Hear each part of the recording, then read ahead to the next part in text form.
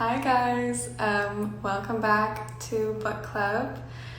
I am currently sitting on the floor of my bathroom, so we have a very exciting setting for today's book club. It's very special for Chloe, who we are having on today. We read The Immortalists this week, which is my first time reading this book. You know when you read a book and you finish it and then you're kind of immediately sad that you're never gonna get to read that book for the first time again. And that's kind of how I felt when reading this book. It came out actually 2 years ago, in 2019. It's Chloe's second novel that she's written. And I started this book and immediately was like, who wrote this? What is this? I need to do this for book club. Thankfully, we have a mutual friend, Tommy, and of course, Tommy knew Chloe and connected us. And before I even finished the book, I was like already fangirling over Chloe because I think authors are kind of the only people that I really fangirl over. But now that I've finished the book, like I'm speechless that Chloe's coming on here. This book was named Best Book of the Year, not only by me, but also by the Washington Post and pretty much everyone else in the world. And it actually became a New York Times bestselling book almost instantly, which is no surprise because if you've read this book or you haven't, you definitely need to. It's just one of those books that you can't put down, and it just goes like this, and you mourn it and you love it and you're emotional and all of the wonderful things. So I want to do like a brief kind of summary of the book before I bring Chloe on here. First of all, it's just a really beautiful book. It's a beautiful book, and everyone knows I'm a big Kindle believer, but I just felt like I had to have this book in the flesh, and I will cherish it forever and probably buy it for everyone I know.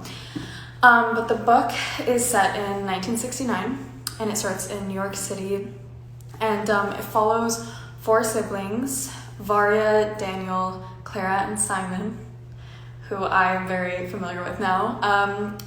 Follows them. First, they basically go see a fortune teller who tells all of the children who are young at the time when they're going to die, the exact date of when they're going to die.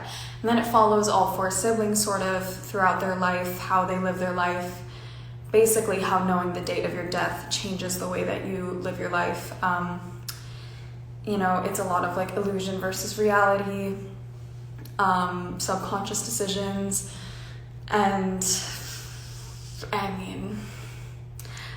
rarely am I speechless. If you guys have heard me on book club, rarely am I speechless, but this truly was the perfect book that I needed for right now, and I loved it so much. So I'm going to read a few quotes before I bring Chloe on, and then who better to talk about it than Chloe herself, who I'm going to geek out over. Cool.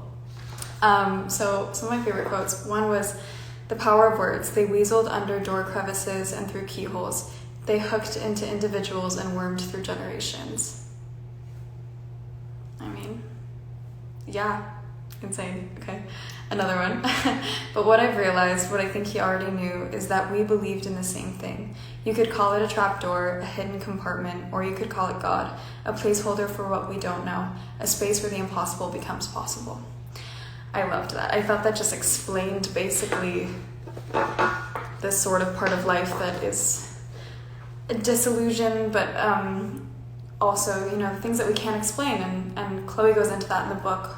If people didn't believe in some sort of magic, why would we fight for love and start families and do things that a lot of people can't explain? So let me bring on Chloe herself to just listen to me talk about how much I love her.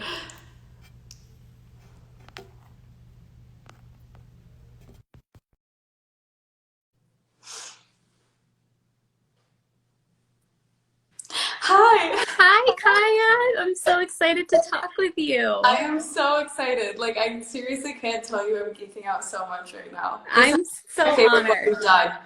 I'm like freaking out. It's so good. Oh, thank you so much. And thank you for having me. Thank you for doing this. I was a fan of your book club before I ever heard from you. And when you have a book that came out a few years ago, this stuff doesn't usually happen down the line. And so when I heard that you were interested, I was just Oh, so excited. this So book is like instant success though. Did you expect that to happen? Like when you released it? I think it was a really wild experience for me because it was my second book, like you Right. mentioned. You know, there's this narrative about the debut that blows up, and that wasn't the case for me. I had what people in publishing call a smaller or a quieter first book, which basically means that it, you know, didn't get the same kind of press or large readership. So when I was working on the second one, I really kind of had this sense that like it was important for me to get it right, and I didn't know if publishers would be eager to buy it, considering that I didn't have a big sales record. So, I mean, I think you never really expect something to, like, I never expected it to be a New York Times bestseller. It was kind of wildest dream stuff. Yeah. But I think it was made all the more special by the fact that I've had a variety of experiences with both of my books. Absolutely, yeah. So what was the time that from when you released your first book to then releasing this book? Yeah, so my first book came out in 2014, and this one came out in 2018. Mm-hmm. And during the time that I wrote it, I was working in social services. So like a lot of writers, I had a day job, thought I would always have a day job.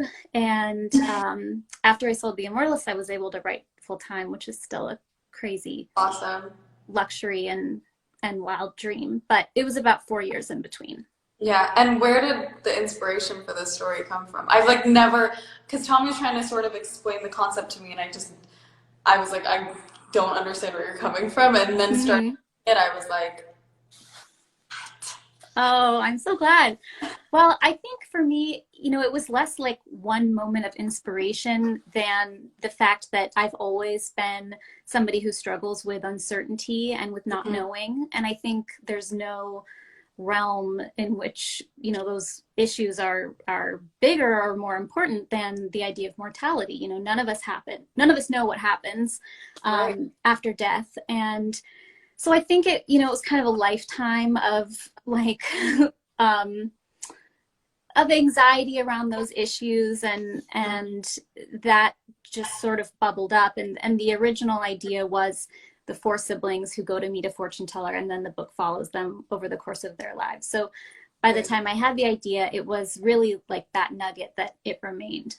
yeah, and I guess what better way to like face your fears than just face them head on and write a novel about them? Yeah, I mean, I think writers, we all have our obsessions, and when you kind of start to amass a body of work, you can look back and say like, okay, I didn't know it, but this is clearly what I'm sort of struggling with, or what I'm hooked by, or, you know, what I obsess about. And for me, I think it continues to be this idea of not just the unknown, but the fact that the unknown can be a positive as well as a difficult thing. You know, I think we tend to think that unknown means bad, but the unknown contains all of the wonderful surprises and unexpected joyful moments of our life, as well as the potential scary ones. Yeah, and I'm someone who's very much so into sidekicks and things like that. And then sometimes I'll do a reading and then I'm like, even if this isn't true, like I feel like it's gonna change the way that I sort of go about things. Like, have you had experiences with psychics and fortune tellers and stuff? No, absolutely not, because I am totally that kind of person, like, as you can tell by having read the book. So people have asked me, like, did you go to see one? And no, I'm way too, I would be worried about how it would worm its way in there. Have you had, like, experiences that that were eerie, or that you thought, how could this person have possibly known this? Yeah. Oh, yeah. Like immediately they'll say something about me that I'm like, there's just no way you could have known that.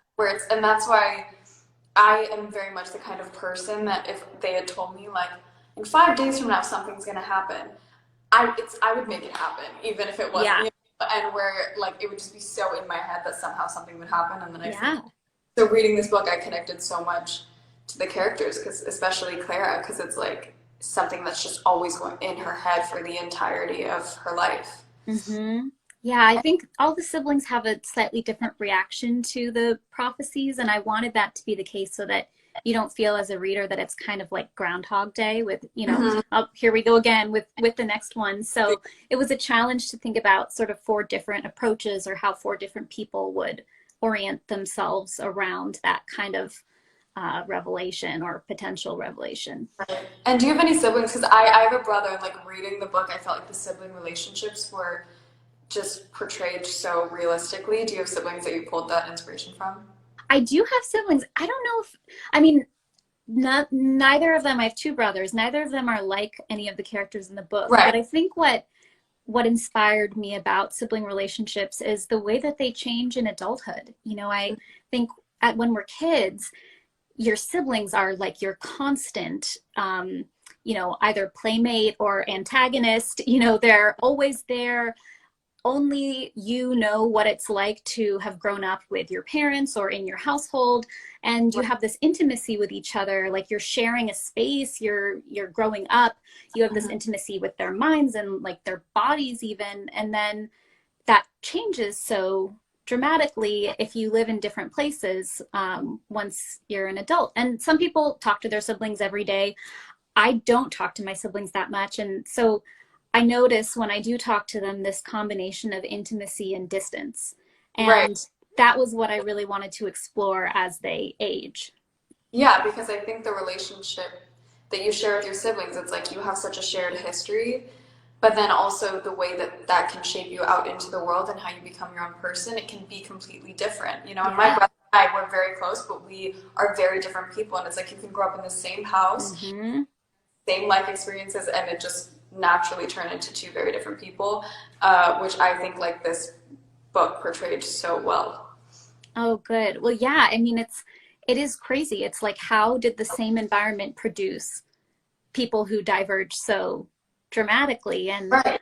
it's that whole nature versus nurture question too. Like there, even though I think I'm very different than my brothers, there are certain things like our sense of humor that like Right. nobody else is exactly the same way. So it is interesting also to note those places of overlap. The ways that it still comes out no matter like how you grow apart or together, whatever it is. Like I see that with my brother too, where we'll just have a moment where we'll both laugh at something, and I'm like, I know that this is just because we have shared Totally. life, you know, for 18 years. Yeah. And is there one sibling sort of that you connected to the most? I I think, well, I sometimes joke that this book could only have been written by a Varya. For Right. people who haven't read the book, Varya is the one who receives, this isn't much of a spoiler because this is in the first like 30 or so pages. She receives the furthest out date of death. She's told that she'll live until her 80s, but she winds up living with the most fear and anxiety and kind of paralysis. And she's a warrior. And I am a warrior and I wish that I weren't. But, you know, it's one of those things that, you know, letting go, accepting, not resisting, those are constant daily practices for me, especially now. But she was also the hardest character to write, in part because I think I you know, she's very cold when it starts out. She's kind of boarded up her soul in a way, and I had to figure out like how to crack her. Um, what would finally make her change? And how to make her seem really human, and at the end you end up just feeling so much for her, which I do find with characters like that who are very like straight edge and very Mm-hmm. organized and like this. You found a way to just, you know, make her seem like you broke her and made her seem very human. And I think that to me was almost one of the saddest parts of the book, to see Mm. so like walls up the whole novel, you know, kind of break down. Yeah, yeah. Well, lots of revisions. So if there's any writers listening, it takes a lot of work. You know, early drafts were not working at all. Varya is a scientist in the novel, and she works with primates. And in earlier drafts, she was actually working with jellyfish. And so I scrapped the entire section. I started from scratch. It was brutal. So um, you can have that feeling while you're writing, and you will get to the other side. Yeah. And how long did it take you to write this book? Like, did you write each sort of character's story separately, or were you sort of working on them all, jumping back and forth? I worked pretty much sequentially, so the order that it appears in the book, in part because there was so much research that went into it. And so Uh, you know, the prologue is just 25 pages or so, and it's the only part of the novel that takes place on the Lower East Side in 1969. But I had to know that place and that time, you know, just because it was a shorter page count didn't mean that I could sort of skate by without doing the work. So you know, the idea of doing all the research before I write a book sounds wonderful, but I think it would be impossible for me because it's like trying to memorize for like 7 tests, you know. It like, don't know where the book is going to go necessarily, so you do all this research on jellyfish, and then all of a sudden, right, with primates, you're like, all right, so yeah. And I also found like how you kind of dive into how different religions and beliefs sort of handle this idea of death. Did that take a lot of research for you as well? Because I felt like you kind of got into that, especially with the Gold family. Yeah, I did think a lot about, especially how our culture, Western cultures, look at death, and I don't think it's often very healthy. I think there's a lot of fear that's bound up with mortality, and so I looked at kind of the way that our culture, America, looks at mortality and death, but I also looked at it through this lens of religion. The Gold siblings are Jewish, and I wanted to think about what that background brings to the way that they look at death, because in Judaism, there isn't the idea of a heaven where, you know, you go, and if you've done good works, you are reunited with their loved ones. It's really like, this is it, this world is it. And so I thought, how would that affect the way that these kids view life? Right. And did you, because you kind of tell it, each sibling story is sort of separated, and obviously they all connect. Was there something that influenced your decision to tell the story sort of like this, each life story being sort of its own different section of the book? I love structure, and I love structure because it makes me feel like I can actually write this book. Like, Right. I'm not totally overwhelmed. Like Simon's story, I have. Right, exactly. Hey, sorry, we got a kitten, and she's she's scratching the office rug. So like every so often in this live, you might just hear me be like, no. Ew. Oh my gosh, I have a puppy as well, and he destroys everything. No, So I've been lives before, and I just see him eating something, and I just have to ignore it, and then at the end, I know, because you don't want to like jar all the people who are watching you while you like chastise your animal. Yeah. So wait, what question? What were we saying? We're on the structure of the book. So. Oh yeah, the structure. So just knowing, okay, I have 4 sections, that's kind of 4 lifetimes. I could also start to get a sense as I went on of what the page count-ish was per section. And I'm not really, I don't need to be exact about that, but it was just helpful to have a sense of, okay, you know, I have 80 or so pages. So kind of what marks am I hitting as I go along? Where if we're halfway through the section, you know, has the narrative developed enough that I can do what I need to do in the second half. So I find those kind of boundaries actually really helpful. Right. And was there something that played into the sort of setting and city that you had assigned for each of the siblings?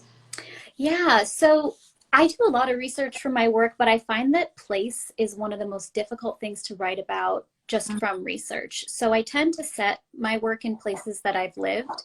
Right. So I haven't lived in New York or on the Lower East Side, but my dad's family were European Jews who came through Ellis Island and settled in New York during the pogroms. And my great-grandfather was a tailor who had his own shop. Wow. Yeah. So this is the case for the father of the Gold siblings, and I was able to ask my grandfather what it was like to help out in the shop. And like Simon, my grandfather was kind of slated to take over the family business, and he never did because he didn't like it. But he had some wonderful details, like he and his father would go to Saks Fifth Avenue and buy all of the latest styles so that they could knock them off at the shop for their clientele who couldn't pay that much. So yeah, my grandfather is like a wealth of knowledge and a great memory. So I was able to talk to family members and do research for that. But then Simon's section takes place in San Francisco, and that's where I was born and raised. Oh, yeah, because So the I, talk about San Francisco, I was like, there's no way that this is just for research. It's just like you feel like you're there. And I've never been to San Francisco, so oh, you but I have to felt like go. I mean, not right now. I really, It's so scary. Yeah, I mean, I live in Wisconsin now. I moved here for graduate school and then I stayed, and I miss San Francisco a lot. It's kind of, I think I idealize it a bit as the place of my childhood, which of course has changed a lot. But I love setting things there because at least I know the geography. Like for the prologue, these siblings are walking through the Lower East Side to go to the house of this woman who is giving out prophecies. And I had to look at a map and say, like, okay, they're on Hester Street, so they're going to turn yeah, here and turn here. And you know, I know the Castro because I was a dancer and I was there almost every day. That's where my dance school was, and that's what Simon winds up doing. So yeah, I did do a lot of research for time period. You know, the San Francisco section is set in the 80s, and it follows Simon, who is a gay man, and that's not my identity. So I really wanted to research thoroughly and in the hope of writing that with integrity. But the right, place I do know. right. No, and that story I feel is written with so much respect, and also just I feel like you made it so beautiful, but also it showed that, at that time they weren't being treated as patients really, because no, they didn't have a name for what we Mm-hmm. call AIDS now, which I didn't even realize that that was not even that long ago. When people talk about HIV and AIDS, it seems like that is such a distant memory when that whole AIDS crisis happened. But reading it in the book, it really like reminded me that this didn't happen so long ago, and that they didn't even have a name for it at first, which I found very interesting. Yeah. I was really amazed by how long it took for um, between, you know, when cases started coming up to even scientists figuring out how it was transmitted. So, you know, there was a period of time where people didn't know, you know, what behaviors were even risky or not because they didn't know that it was sexually transmitted. So, um, yeah, that it felt really important to write that section with as much respect as possible. And, you know, it's another pandemic. I mean, Yeah, yeah. absolutely. And I found, back to this idea of like siblings sort of growing up together and then sometimes growing apart. I felt like to me the biggest difference was between Varya and Clara, and just sort of the way Mm, they ended up, their personalities, their sort of differences were like Clara's, she's a magician and she's believes in magic and she wants the world to believe in magic, and Varya's this very like factual scientist. hmm What sort of inspired you to show that distinction and difference between the two of their personalities? hmm Well, I think they each have a different way of coping with the unknown. And I wanted to look at a few different ways that people cope with that. I think religion is one, and religion is interesting because, unlike with science, people are really holding space for the unknown, and not trying to figure out when it comes to religion. It's kind of like there's a lot that we don't know, and there's holiness in that, or there's sacredness in that. And this not to say that science doesn't look at the same issues with this kind of related sense of gravity, but the goal there is to understand more or to figure out. And so Clara leans into this idea of mystery, and Varya is very uncomfortable with it.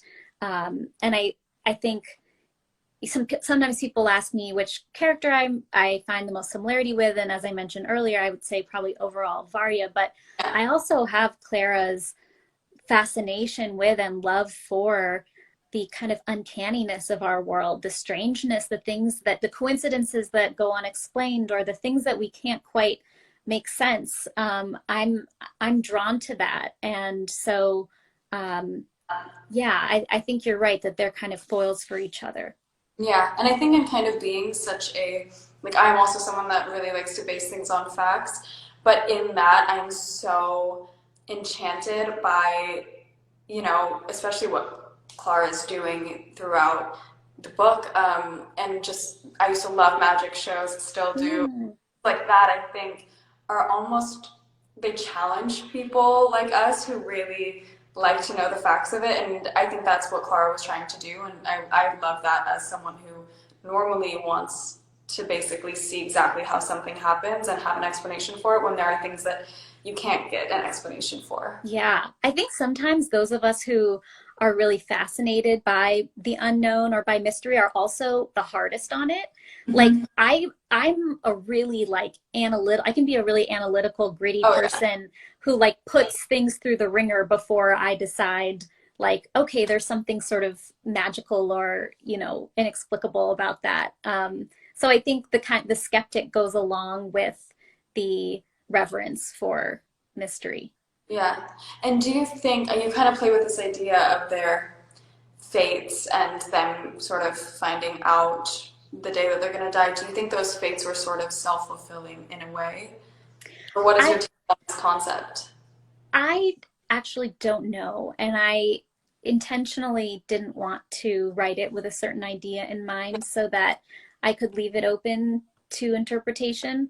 I Mhm. think for me, the answer is always kind of a both and. So, Yeah. I think it's possible that certainly I think hearing these prophecies influenced all of the siblings, but I also believe in the power of intuition that can't be explained. And, I've heard from readers about experiences in their own life where somebody knew something or shared something or something happened that seemed kind of utterly incredible. And so I think they can both actually coexist. Yeah. And yeah, I guess like have you actually had people reach out and be like, I've had something like this happen to me or someone predicted something and it came true? Is that something that this book sort of opened up for you?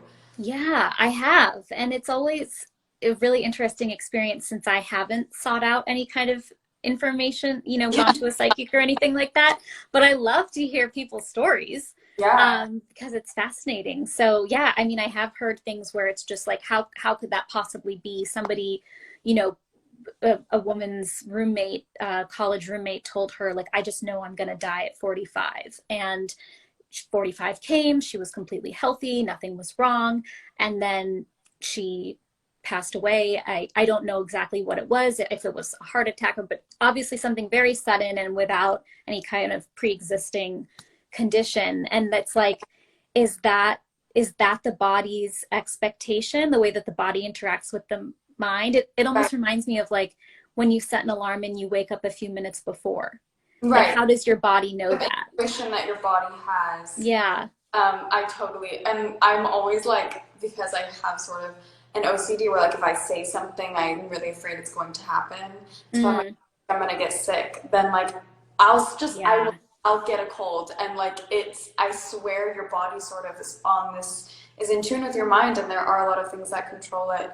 And I found, when there's this moment when Varya calls Daniel on his projected day of his death, and it's years later, and even she, who's sort of the most critical, I think, out of the four siblings, still has this urge to reach out to him on that day, and I Mm-hmm. find it endearing because she is the sort of disbeliever of the family. Mm-hmm. Mm-hmm. And that was just such a sweet moment. Do you think that the seeing the fortune teller affected the siblings' relationships with each other in the end? I do. I mean, I think every single choice that we make affects everything in Mm-hmm. our Mm-hmm. lives, and you never know exactly which ones are going to be more impactful than others. But I think there's no question that it kind of, I think in some ways it drives a wedge between them because they all process it in different ways and they're too young to know how to talk about that together. I've Right. had people ask me, why didn't you have them just talk it out and like make everything okay and let them process it? And I'm like, well, first of all, that'd be a It very has to be boring a book. good book, okay? Right. Happy families don't make It'd be good. like this number of pages. Right, exactly. It would be like the prologue. Yeah. Um, but I think, that's kind of the tragedy is like they're all feeling the weight of this, but they don't know how to talk about it because they have different languages, like Clara's way of seeing the world, as we talked about, is so different from Varya's, and they don't know how to bridge that gap, even though, Varya has Varya does have OCD, and what part of what I explore in her section is how that manifests as kind of magical thinking that is actually at odds with her identity as a scientist. So, I think that's the tragedy of communication and relationships when there is a shared experience, or there's a shared hurt, but there's not the language or the ability to talk about it. Right. And I find that happens often with siblings where I think because you do know each other so well, sometimes they're the hardest people to talk to about things because Mm, they see you and know you better than anyone else. So there really is no getting around it. Like I know when I'm mm-hmm, with my brother, like I can't bullshit him mm, for like because he just knows me so well. And sometimes I do find siblings are kind of the hardest people to talk to about the things that you're struggling with. yeah, yeah, I think that's true. Yeah. And I guess what kind of, for you when writing this book, I guess what did you want to get out of this book, or what did you want readers to sort of take away from reading the book? I think in some way I wanted them to be able to do what I couldn't, which was to find a way to embrace uncertainty and find the freedom in it. And so kind of in following these characters and showing how or where they, I don't want to say went wrong, but kind of um, shoot themselves in the foot, you know, or fall into traps of their own making. I hoped that people would come out of the book feeling able to live a little bit differently themselves, or you know, depending on who they identify with or what they see in the novel. Right. Because I could write the book, but people would often say like, so you know, did that really help you to like shed anxiety? And I was like, no, like I am the same. Yeah. I actually think like the journey since publishing the book has been one of me learning the lessons of the book. Um, but I guess I hoped that readers would find comfort or solace in those questions. Right. And I think it is great because it shows four different perspectives, shows four different very different lives, and yeah, and I think there's very rarely there's a book that I would give to like everyone that I know that they love it. And like this truly is the book. Oh, that's so So nice. I'm so grateful for you for being on here and taking the time, and I'm gonna give this book to everyone I know. Like I everyone. wish I could sign it. I know. I need, it's so sad with COVID. It's like I'm like signing book plates for people. I have to find some cool book plates that I can send out. Um, I will, if you could sign a napkin for me and I'd mail it. So I appreciate you so much. And I look forward to anything else that you write ever. So well, thank you. And thank you so much for using your platform and your space to talk about books. I think that's an incredible thing. And we authors are so grateful. So I'm you're doing a grateful to lot. you guys. Like I always say, I sort of finished school early, and when I realized I could form my own education through reading, that just Mm. made my life so much. And I'm so grateful that there's an endless amount of books out there. I don't think I can ever run Hmm. out. My plan is to try to run out of books to read, but I haven't even made a dent yet. So please I keep love that. It is, it's empowering. It's, you know, yeah. it's kind of like it is giving yourself an education. And so I think that's a wonderful way to look at it.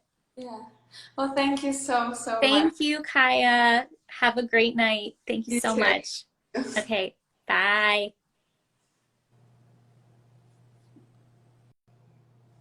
Oh, well, thank you guys all for watching. Chloe is truly so talented. If you haven't read The Immortalists yet, you'll read it in 2 days. It's such a fast read, and you get so invested into these characters. And I was crying within the first 50 pages. So that's like for me the sign of a really good book, and maybe you guys think differently. But we will be back with another book club, and I'm very excited. And I'm very appreciative that you guys are all still watching these and reading along, and I'm still seeing all your suggestions. If you have any, please send them my way. And I hope that everyone has a nice weekend and is staying safe and healthy.